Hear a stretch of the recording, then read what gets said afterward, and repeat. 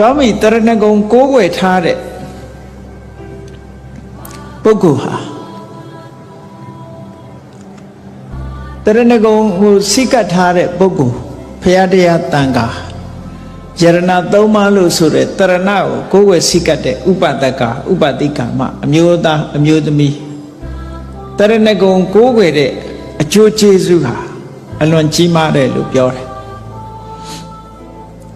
ဘာဖြစ်လို့တော့ဆိုလို့ရှိရင်မြတ်စွာဘုရားဟာတကယ်ကိုမှန်ကန်တဲ့တရားကိုဟောတယ်တရားကလည်းပဲတကယ်ကဲတင်နိုင်တယ်တန်ခါကလည်းပဲတကယ်အာယုပြုလို့ရှိရင်အကျိုးကျေးဇူးတွေဖြစ်ပေါ်စေနိုင်တယ်ဒါကြောင့်မို့လို့ဘုရားတရားတန်ခါကိုကိုးကွယ်စိတ်ကပ်လို့ရှိရင်တဲ့မြတ်စွာဘုရားယေကေစိဗုဒ္ဓံတရဏံကတာတေနတ္တေခမိတ်တန္တိအပါယပုမေအပေမကြဘူးလို့ကိုဟောထားတယ်နော်တရဏဂုံတည်ရဲ့နဲ့တရဏဂုံစိတ်ကပ်တဲ့ပုဂ္ဂိုလ်ဟာအပေမကြဘူးဆိုတီယိုနိုင်ငံမှာဖြစ်ခဲ့တဲ့ဝတ္ထုလေးတစ်ခုကိုကြည့်တီယိုနိုင်ငံမှာတက္ကသတူကဗုဒ္ဓဘာသာမဟုတ်ဘူးသူကအသက်မွေးဝမ်းကြောင်းဘာလုပ်လဲလို့ဆိုလို့ရှိရင်တန်ခါလုပ်ငန်းနဲ့အသက်မွေးတယ်ပေါ့ခုခေတ်တော့နားထောင်ကောင်းခေါ်တဲ့ရေလုပ်သားတဲ့နော်ရေလုပ်ငန်းနဲ့အသက်မွေးတယ်ပေါ့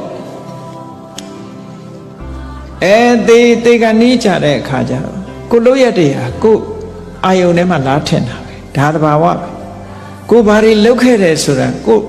အယိတ်မဲကြီးလို့တေကနီးကြလာပြီးတော့စိတ်ထဲမှာလွှမ်းမိုးနေမှာပဲသူလည်းတေကနီးကြတော့သူလှုပ်လာခဲ့တာငါးတွေဖန်သက်ရောင်ချဒီလိုလှုပ်လာတာဆိုတော့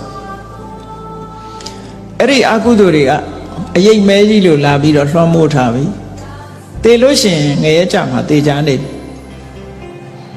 အဲ့ဒီအချိန်မှာယဟန္တာကြီးတစ်ပါးကဆွမ်းခံရင်းနဲ့အဲ့ဒီတကားကြီးတေအံမူးမူးဖြစ်နေတော့တနာလို့ဆိုပြီးတော့ကြွသွားပြီးတော့သူ့ကိုအားပေးစကားပြောပြီးတော့အကိုရမဲ့ဖြစ်နေတဲ့အချိန်လေးမှာမင်းဘဝကူကောင်းအောင်ငါချပေးတာလေးလိုက်ဆိုမလားဆိုပြီးတော့ဗုဒ္ဓံတရဏံကိစ္ဆာမိဓမ္မံတရဏံကိစ္ဆာမိသံဃာတရဏံကိစ္ဆာမိဆိုတာချပေးတာ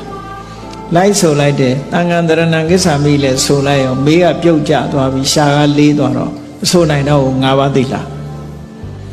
အဲ့ဒါလို့ဆိုရင်းနဲ့စိတ်ထဲမှာအာကိုးသွားတယ်သူစိတ်ထဲမှာဒီဗုဒ္ဓံတရဏံကိစ္ဆာမိကိုအာကိုးပြီးတော့တည်သွားတော့ဘာဖြစ်တုံဆိုငရဲလွတ်ပြီးတော့သူကငရဲမရောက်တော့ပဲနဲ့ဘုံမစွတ်နတ်သွားဖြစ်တယ်နတ်ဆိုတာလူလိုမွေးနေရတာမဟုတ်ဘွားကနဲ့သွားဖြစ်တယ်အဲ့တော့ညကြတော့အဲ့ဒီရဟန္တာကြီးစီလာတယ်တဲ့အရှင်ဘုရားတဲ့သူဘုံမစွတ်နတ်ဖြစ်တဲ့အကြောင်းပြောတယ်ရှင်ဘုရားက၅ပါးသီလသာဆက်ချပေးလိုက်မယ်ဆိုရင်တပည့်တော်ဟာအထက်နတ်ပြည်တော်ရောက်မှာအခုတော့ရှင်ဘုရားကတန်ခါတရဏံကိစ္ဆာမိတင်ဆုံးသက်သွားတာဆိုတော့ယဟန္တာကြီးကပြောတယ်မင်းမဆိုနိုင်တော့တာတဲ့ငါကတော့ချပေးပါတယ်မင်းမဆိုနိုင်တော့ဘူးအဲ့ဒါတေဂန်ကြီးမှာကဲတင်လိုက်တဲ့ချက်ဒီလိုကိုကဲနိုင်တယ်လို့ဆိုတာဒါတရားဓမ္မဟာဒီလိုကဲတင်နိုင်တယ်ဒါကြောင့်မို့တရဏလို့ခေါ်တာ